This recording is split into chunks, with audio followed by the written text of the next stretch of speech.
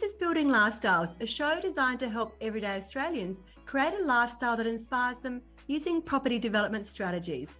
On the show, you'll hear from everyday people changing their lives doing property development.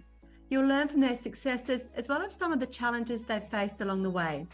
We also talk to experts from a range of fields who share specialised techniques that you can use to accelerate your property journey.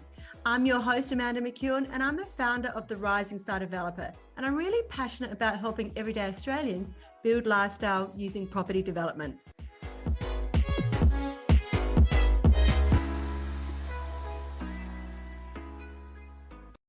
Welcome back to the Building Lifestyles podcast. The next few episodes are going to be a little different from what we normally do because we're entering into our six-figure series. What does that mean? We're going to be speaking with Inner Circle members who've hit the six-figure milestone. Today, we're going to be chatting to Geoff Dunn, who's an Inner Circle member, father, executive producer, and property developer who hit the six-figure club in 2023 and has gone on to do bigger and brighter deals since then. I can't wait for you to hear his story and be inspired. Welcome, Geoff, to Building Lifestyles. For our listeners, tell us a bit about your background and what you do. Well, I work in the media. I'm a TV news producer, which is a fun job. And I've sort of had property as my sort of hobby for decades, always been dabbling with property, always been interested in it. I remember going for an auction in Adelaide in my 20s and I missed out. And I was hoping that my dad would just sling me a couple of extra grand, but I wasn't able to convince him it was a good idea, sadly. Yeah, so I've always had an interest in property. Okay, amazing. What first sparked your interest in property development and why did you decide to pursue it instead of traditional investing? Well, I did a lot of traditional investing. I actually used a company that was sourcing properties that had potential. And so I actually built up quite a big portfolio. At one stage, I had 19 properties, but that was basically buying undervalued properties, getting them revalued, taking that equity that had grown to buy another property, and it just snowballed. So yes, at one stage I had 19, but then my daughter came along and I decided that I'd better buy a house to live in so that she would feel settled. So I have sold down a lot of those properties. So I've done that traditional sort of thing. But part of that advice service that I used was they also recommended house building.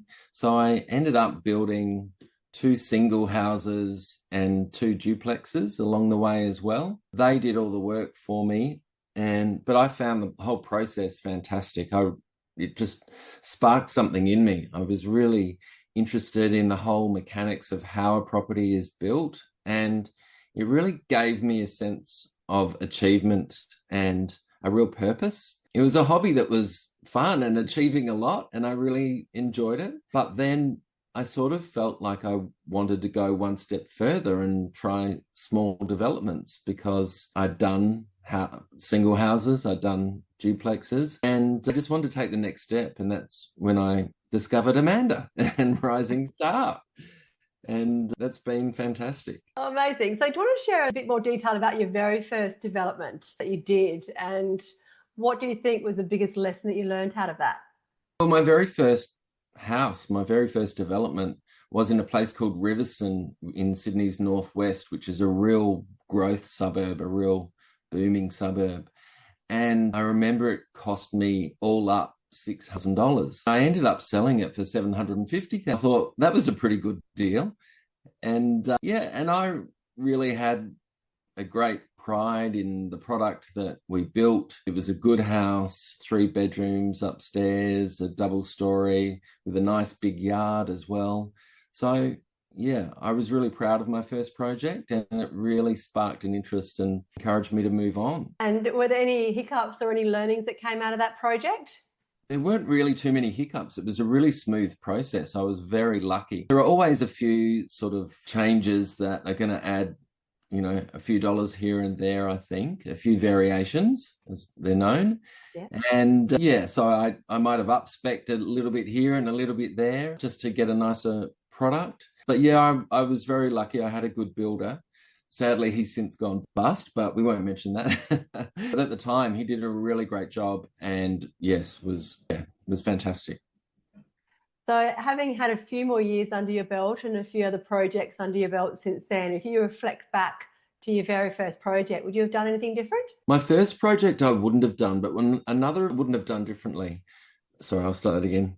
My first project I wouldn't have done differently because I think the product was really good. But the other house that I built, it was actually on a golf course north of Sydney. And I feel like the design wasn't exactly what I really, reflecting back on it now, would have wanted. So yes, it was the downstairs, you could see straight through the entire house. There wasn't a wall to sort of segregate it, I guess. And I felt the open space, although it was great to give it a grand sort of size, felt like it wasn't offering enough privacy. So I think, you've got to really be careful with the designs and really reflect on them. That's what's happening with my latest project. I got the concept plans last week. And since then, I've been, at first glance, they're fantastic. But since then, I've been reflecting on some changes that could be made. For example, butler's pantry in one of the houses, and some costs that I think we could trim from the project to make it more viable. Yeah. So yeah, there are learnings along the way, and I've learned not to just jump at the first plans that your design presents with you. Don't just say yes, go for it. Have a think about it for a little while and get some consultants to help you. Talk to real estate agents, show them to real estate agents, show them to Amanda, and they will have really good feedback for you. Take those tips on board and you'll end up with a much better project. Yeah, no, I agree. And then I think design is such an important part of the process. And I'm actually doing something similar myself with my newest project where we've got a concept and just something about it just doesn't sit right with me. There's like a bathroom coming off the kitchen area, which is what 2 bedrooms would share. And it just, I look at it and I go, you know what, something doesn't gel with me. And I think, okay, if it's not gelling with me, then how is it when it's built? How is the end purchaser going to feel? And I think there's something we talk about quite a lot, Geoff, is that always thinking about who we're creating for and what sort of things do they want. And I think it's great advice in terms of running those designs past other people, because sometimes when you're so immersed in a project, it's hard sometimes to lift yourself above it and think differently about a project. So it's always great to get different perspectives, and particularly agents when they're the ones speaking to your purchaser, to give their amazing resource to give you feedback on designs. They really are. The feedback on the designs, the feedback on the sale price. Yeah. What's happening in that market. They're going through comparables on CoreLogic, copy data, and which I've used as well. And it's really important to nail those prices, see a feasibility study at the end. Otherwise, that you could be in real trouble. So yes, the advice of real estate agents, and not just one, you need a few if you can, just to get comfort in your numbers. Yeah, and the numbers drive our decisions, don't they? I mean, take the emotion out of it, the numbers tell the story, which is such an important part of our review process with our deals. So let's just think back. What was a turning point in your journey when you thought, you know what, I can actually do development? Because a lot of people, when they think about development, they think of big projects and massive developments and people driving fast cars and the whole stigma attached to the word development. And that could be quite a big hurdle for people to overcome, just that word, to think that they can actually do this. Do you remember back at how you felt back then when you started thinking about doing development? I've been lucky in that for me, it's been a slow burn because I've had other people do it for me and I've been able to observe how they did it. And so I've been learning along the way just by observing other people. And that's given me the confidence to know that development is really just a step-by-step process. And if you have the steps laid out in front of you, it's a very achievable aim. You can do it. It's just one step at a time. Like my current development, I haven't got the finance all worked out yet. I'm worrying about that. I'll need to have that done in 6 months. But at the moment, I'm nailing the other steps, the earlier steps along the way. And I just feel that as long as I can do it one step at a time, it's all going to work out. Yeah, having a roadmap certainly helps, especially when you're starting out new. You don't know what you don't know, do you? So, and I think the interesting thing is once you get your head around the process to follow. It's not rocket science, right? Like it's pretty simple, and people sort of learn the process and go, really, is that it? But it's just knowing where to start and what the next step is. I think also another great part of it is the creativity of it. To design houses, I mean, it's really exciting Yeah, to it's have a cool. project that you have worked on. It's what you have envisaged, and other people hopefully like what you're coming up with. So I love the creative side of it as well, and choosing the different materials in the kitchen, etc. It's all good fun. Yeah, I agree. And I think we also forget when you're writing a project, right, and you're looking at design and you're working at your finance and you're working on your strategy and all that sort of stuff, when you get out of the weeds of a project, we're actually creating homes, which is pretty awesome. So you and I went through a site tour last year.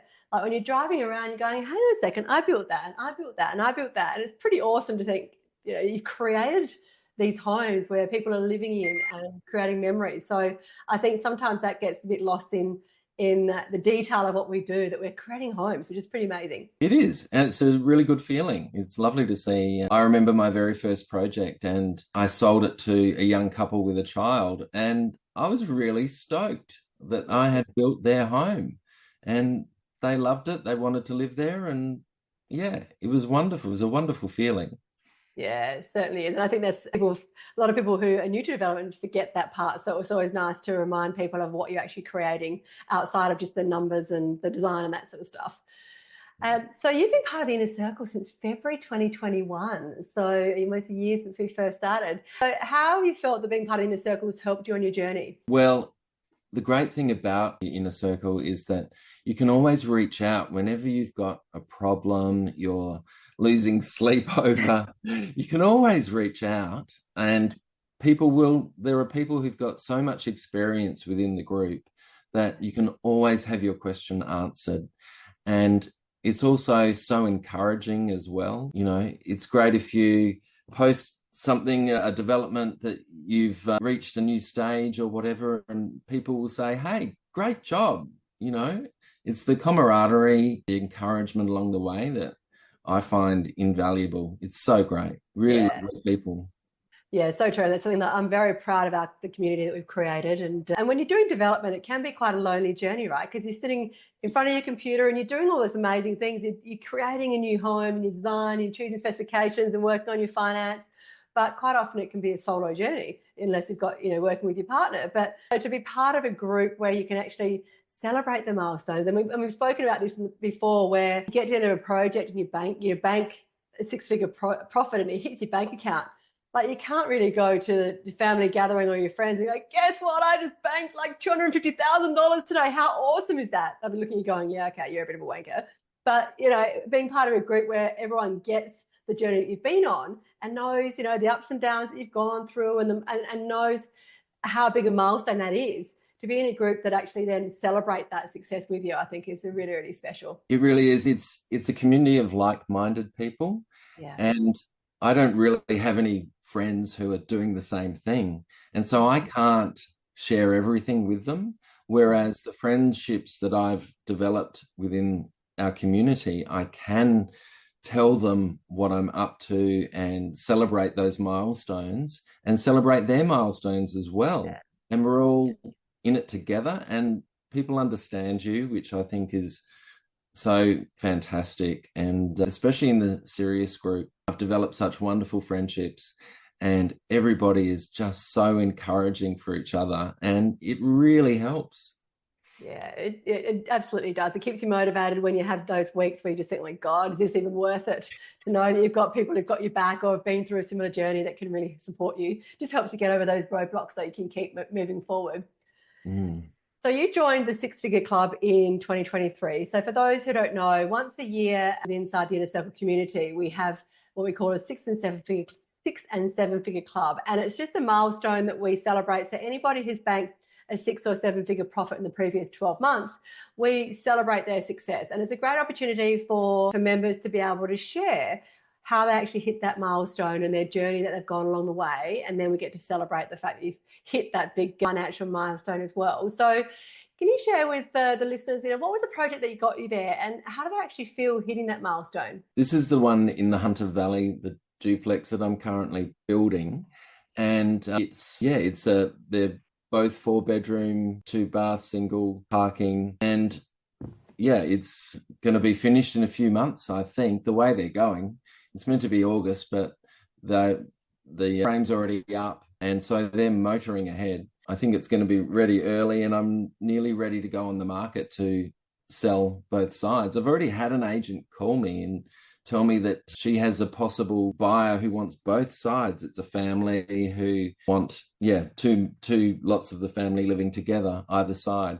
So, I've already got one lined up, possibly. Hopefully there'll be more. I'm thinking I'm going to call back several of the agents that I talked to before, just to remind them that this is going to be ready very soon, to see if they have some investors available who might want to snap it up, because it'll be a deal, it'll be a project already done for them. Yeah. They could have an instant income instead of having to wait. Yeah, oh, absolutely. And you did another duplex as well, didn't you, prior to the Hunter's one? Yes, I've done one in Box Hill. I think it might have been your Box Hill one that you completed for the 2023 milestone. Yes, that's right. So the one in Box Hill, it was actually a 4-bedroom house and 2-bedroom granny flat built. I got some learnings out of that build, let me tell you, because it was on a slope. And at the time, I was not very experienced, and I didn't realize that the slope was going to mean so much soil had to be removed, and the retaining walls. So these days, I'm very scared of any project that has a slope involved, because there's a lot of extra dollars down the drain, or it was for me. Yeah. I mean, I ended up making a good profit from that project, but yeah, there are some dangers along the way. That you learn, and it's great to hear that you actually had those challenges and there's extra expense in the slopey block, but you still made a profit, so which is a great thing. And so that was your 2023 milestone, your Box Hill project. And then you also joined the very first Serious Mastermind. So it's a mastermind program that we launched back in 2024, and you were part of that first group, and then you rejoined this year. So perhaps share what was that experience, and how has that helped impact your journey going forward? Serious is fantastic. I highly recommend it. It's been a real camaraderie, a real group of friends is what we developed. There was nobody there that you thought, oh, God, I wish they weren't here. It was actually everybody really positive and learning from each other. And everybody came from different backgrounds. Everybody was at different stages of their development career. People who were just looking to start a project, others who had 5 under their belts. I was sort of in the middle, so I was lucky. I was able to learn as well as develop along the way, and I've kept going with it really because of the accountability. Serious, you really have to step up. You really have to make sure that you're developing along the way and learning from others. It's the experience, but it's always someone there to tap you on the shoulder and say, hey, what are you up to now? Have you completed your tasks? Because you need to, which is great. Everybody does that.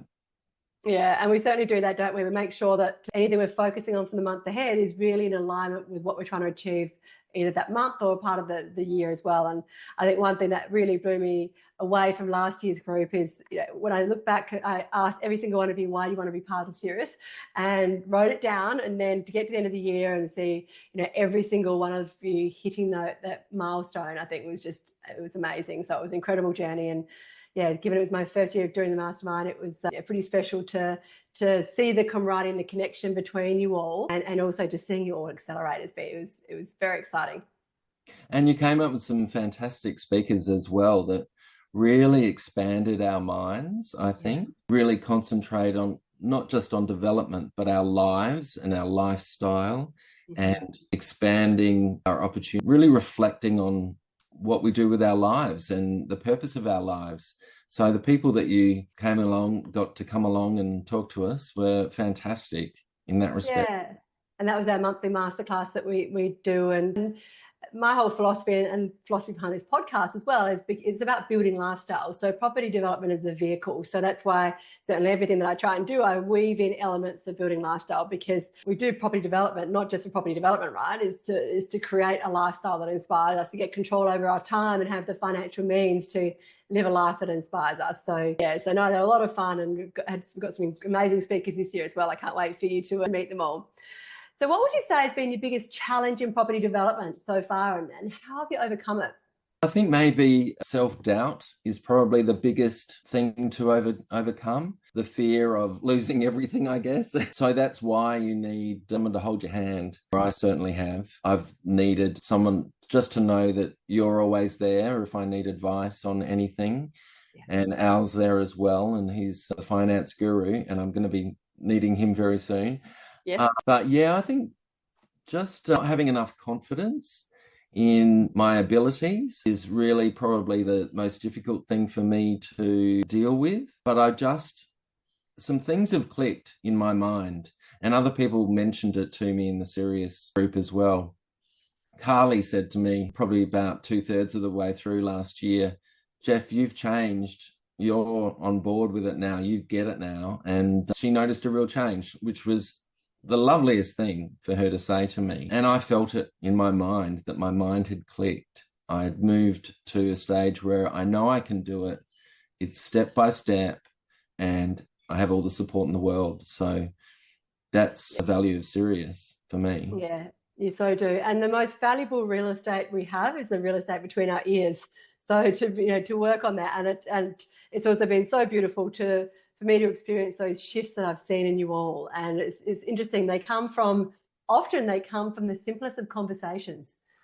And, I'll have a one-on-one with one of you, and it might be something that's even quite often unrelated to property, but it's just that one perspective change. And you're right, you see the click, and then you see that your eyes light up, and suddenly you're behaving and thinking in different ways. So it's quite amazing. It does help. And just being immersed in property and development, and so many little lessons, so many little tips that we learn along the way, but being immersed in it every week, I think, is the best way to learn and really develop. Yeah, and you're a busy guy as well, aren't you? Like you've got, you have a very senior role as a producer, and you're doing this on the side. So in terms of time commitment, how are you managing that, and what sort of time are you spending on your developments? Well, I'm sneaking in phone calls at work.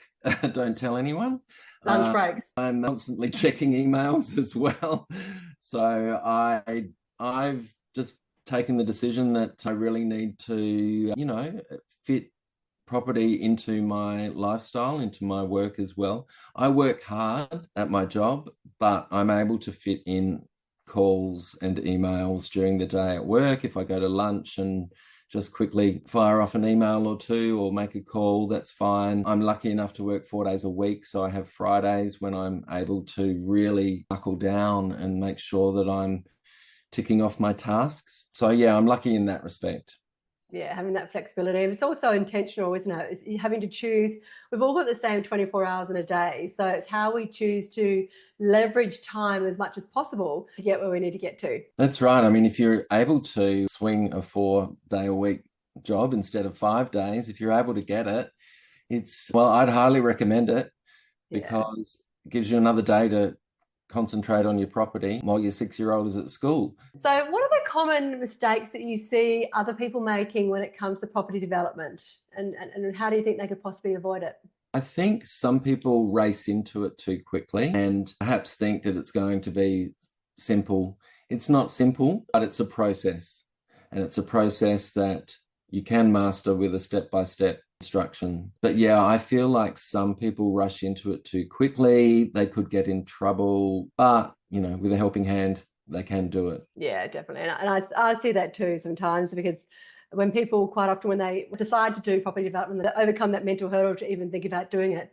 They wanted results yesterday. And so I've had some deals that have come past my desk, and I've had to say, why are we even looking at this? They really, really, really want this deal to work, and they're trying every single angle to make it work, but the numbers are so obviously saying this isn't the right deal. And so, yeah, that's something that I definitely see, is like, let the numbers tell the story. And no matter how much you want it to work, if you're trying to make a deal work too much, then that's where risks happen. So that's where we go tick and flick. If it doesn't work, don't stay away from the emotion. It will happen. You just got to go through, tick and flick it, and then wait for that right opportunity to come about.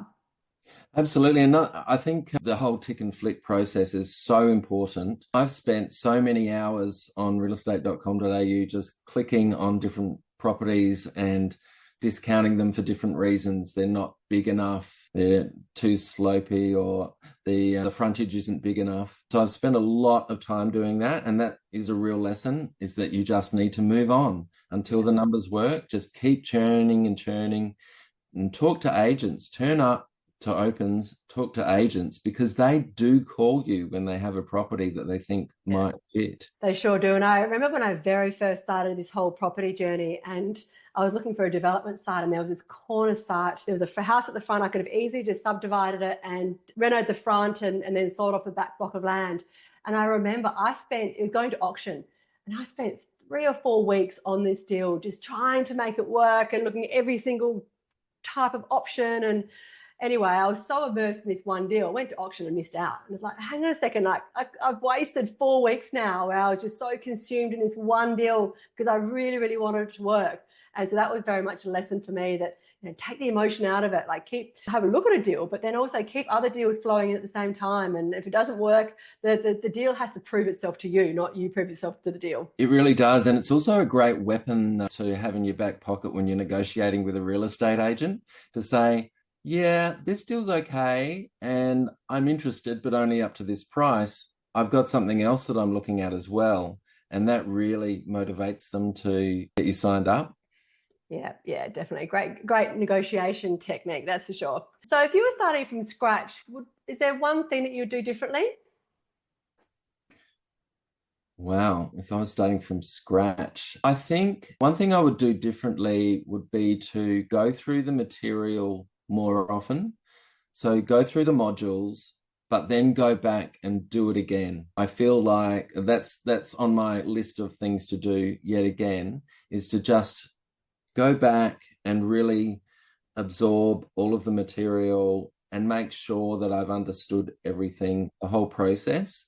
So I feel like I've wasted a bit of time by not doing that, and I need to go back and just start over again and refresh my education. And it's interesting, it's fun, and I'm sure that I'm going to pick up more tips the second time rather than just from the first time. Yeah, and you so will. And even with the journey we've got ahead, with you being part of this serious journey again for the next 12 months, there's going to be some things that you'll hear again, but sometimes we need to hear things a couple of times because we actually take different things from it depending on where we're at with our journey. So yeah, definitely going to revisit the education, you're probably going to take a whole different perspective because you think, hang on a second, I don't even remember hearing that about this deal technique, or I don't even remember hearing about this finance technique. And now it's going to make sense to you because you're at a different stage of your journey. Yeah, no, that's true. I hadn't thought of it that way. I thought, oh, I'll just pick up something new. But you're right, because I will be a different person going through it. And it will really stick, I think, better the second time. Yeah, definitely. So what does property development mean for you in terms of your lifestyle and how you see it impacting your future going forward? Or how has it affected you personally? Well, as I said before, it's always been a hobby, property. But I just feel like this is really a personal development situation for me. I'm learning so much and I'm really enjoying it, and I can see it being my future. I'm not going to be doing my job forever.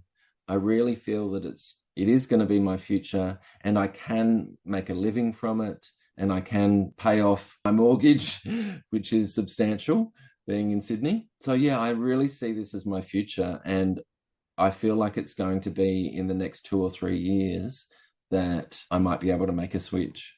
That's amazing. And I think also it just, I certainly find this as well. I mean, I'm a student for life, but I think with property, it's something you can be doing regardless of whether you're 20, 30, 50, 60, 70 or 80, because you're not physically doing a lot of the work. You've got your 18 members to do that. Because it's so much fun, yeah, I can see myself doing that, doing developments for years and years, because it's not taxing. It's a lot of fun. It's like a game almost. And to have something which you're inspired about and gives you a sense of purpose and keeps you bouncing out of bed each day, I think this is a really important thing. Absolutely. I feel the same way about it. I can see myself, retired from my day job, but doing this as a job that earns probably more money and keeps me happy. It's fun. And you can sit with a laptop at a cafe and fire off a few emails, and that's your day done, possibly. Absolutely. And it's a work from anywhere business. Like I do a lot of travel. So I'm heading off to Thailand in a few weeks, and I'll be just checking in once or twice every now and again, making sure everything's afloat. You can do that, right? If you've got a phone and a laptop, you can really be anywhere. You don't have to, you're not chained to anywhere. It's a work from anywhere business. Yeah. And especially when you've built up enough experience that you can answer those questions easily enough. It's not so taxing. Yeah, definitely. So for the listeners, what's one tip you'd like to share with them if anybody's thinking about doing property development or not quite sure if it's right for them? Is there any sort of words of wisdom you can share with them to take away? I would say give the Rising Star course a go, join the inner circle. It's an education. You don't have to get into property development, but it's fascinating. Just dip your toe into it, because if you have an interest in it, I think dipping your toe in is really going to give you a taste of what's possible. And what's possible is really being a rising star. Use your terminology, Amanda. You can be a rising star just by getting started. You'll find it fascinating and have a lot of fun along the way. And you could change your whole lifestyle. That's the potential we're talking about here, is changing your whole lifestyle and spending more time with your kids, going on more holidays, working less. Yeah, and that's what it's all about, isn't it? And I can't wait to watch your journey with your 5 site that you're working on right now, the workshopping with the design. So thank you so much for sharing your experience and your journey with property with everyone. I think there's something in this podcast for everyone. I really look forward to being part of your journey going forward as well, and seeing where you take this whole development game as well. So thanks so much for your time, Geoff. Thanks so much, Amanda, for all of your encouragement. My pleasure. Bye for now.